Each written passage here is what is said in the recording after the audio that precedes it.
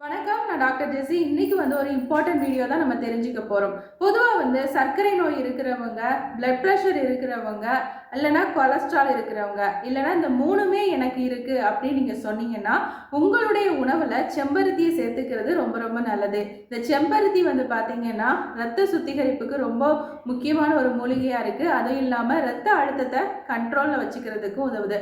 பொதுவா சர்க்கரை அளவை கட்டுக்குள்ள வைக்கிறதுனால தாராளமா எல்லாருமே இதை சாப்பிடலாம். இதுல இருக்கக்கூடிய எல்லா விட்டமின்ஸும் பார்த்தீங்கன்னா உடம்புக்கு ஆரோக்கியத்தை மட்டும்தான் கொடுக்கும். எந்த ஒரு கெடுதியை உண்டு பண்றது கிடையாது. ஸோ அதனால இந்த செம்பருத்தியின் பூக்கள் இல்லைன்னா அதனுடைய இலைகள் எது வேணாலும் நீங்க யூஸ் பண்ணலாம். இந்த இதழ்களை நல்லா தண்ணீர்ல கொதிக்க வச்சுட்டு அதை நல்லா வடிகட்டி அது கூட பனங்கற்கண்டு சேர்த்து சாப்பிடும்போது கண்டிப்பா இந்த பிரச்சனை எல்லாமே கண்ட்ரோலா இருக்கும். நாள் முழுவதுமா நீங்க எனர்ஜியா இருக்கணும், புத்துணர்வோட இருக்கணும் அப்படின்னா இந்த டீ ரொம்ப ஹெல்ப் பண்ணும். ட்ரை பண்ணுங்க. நன்றி.